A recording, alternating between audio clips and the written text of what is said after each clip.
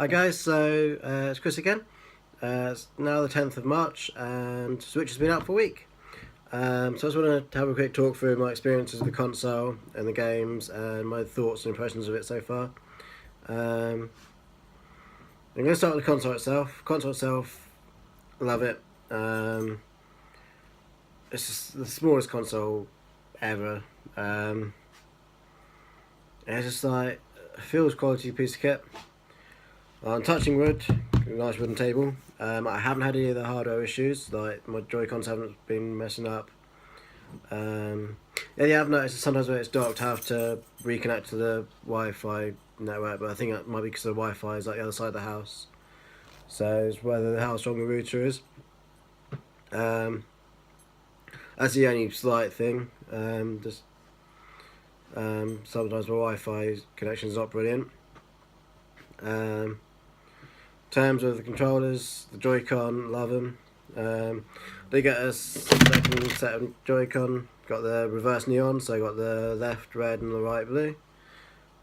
I got the chargeable grip and Pro Controller as well.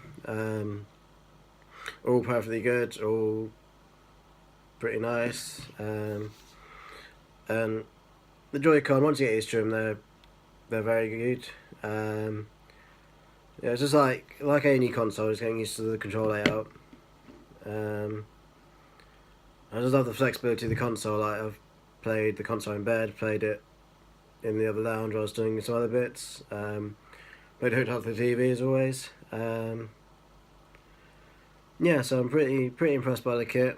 And it's like the flexibility. The battery life's been quite good. Like I played Zelda and the Puyo Puyo Tetris demo in bed the other night for about an hour and a half, and I was only down to like 50%, so well, not even that, probably like 60, 70. So yeah, I haven't had any concerns with the battery life yet. I'm going to talk through the games that I've got, see impressions of those. First up, Super Bomberman R. Bomberman, classic with multiplayer. Multiplayer mode's good. Well, I have to admit, the week before the Switch came up, I was playing the DS version of Bomberman. Yeah, and just getting back into Bomberman, getting ready for it. And I kind of feel that multiplayer is lacking slightly in this, purely because you don't seem to have as much customization, and a lot of the power-ups are missing. Like, I haven't yet to see a power bomb, no jelly bombs, and none of the special bombs have appeared in the multiplayer yet. I've come across the jelly bombs and the spiky bombs in the single player campaign, but then don't seem to be in the multiplayer. Single player is pretty good. Standard fare, go through the levels, complete the objectives.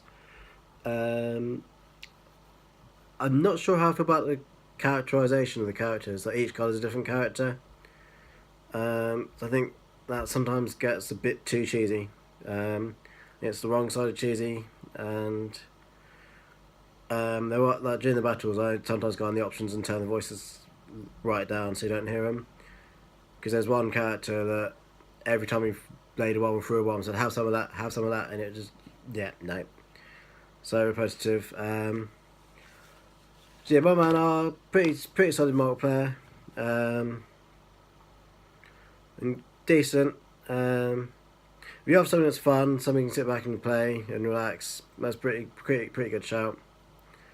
But I wouldn't say it's 100% essential. It's not the best Bomberman from my experience playing it today or today.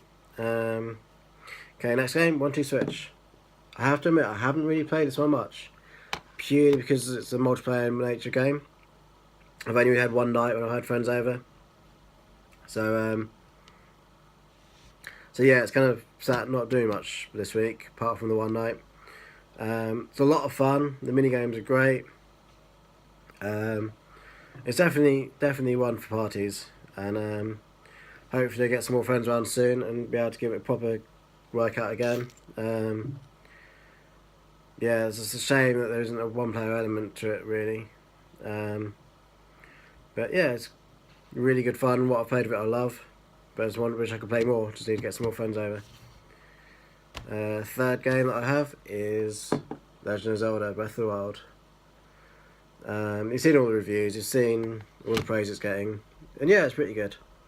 I have to admit, I haven't played it as much as some of my friends. Like a couple of my mates have played hours and hours, and they're in love with it still. I've literally still quite near the beginning, just playing it in little segments here and there. There's so much to do, so much exploring to do, so much messing around, seeing what you can do, see what happens when you do certain things. It's a shame the frame rate is a bit choppy on the dock mode.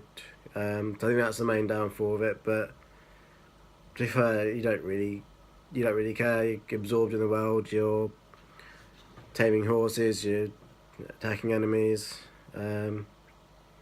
Yeah, it's definitely the most immersive Zelda I've played, and it's just the fact it gives you so much freedom so early on. You're pretty much left to do what you want. So yeah, definitely worth checking out, and like essential purchase for the Switch, I think. I do have some download games. I've downloaded the demo of Snip Clips. It's a lot of fun, very clever. I really like some of the puzzles that are in the demo. So I probably will look at getting the full game in the future at some point. But obviously I've got quite a few games, so I'm gonna pace myself and not go too crazy. I downloaded Fast RMX because I loved the Wii U version Fast Racing Neo. This new one is loads of new courses, loads of cups, and it's just amazing. Like the graphics are great. The frame rate doesn't drop at all. It's 60 FPS from what I can see. It's just insane. I've had a few online races, and they're like seamless, they're smooth. It's a very, very solid racer, and definitely able to fill the void until Mario Kart arrives. And the last thing I've got on the Switch is I did the Japanese account thing and downloaded the demo of Puyo Puyo Tetris. I blame my friend Matt for this because he brought his Switch around and he downloaded the demo.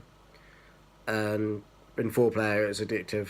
There's all four of us sitting there playing it. We played it just one more go, and it is as one of those games that you'll just get stuck addicted to, and it's a lot of fun.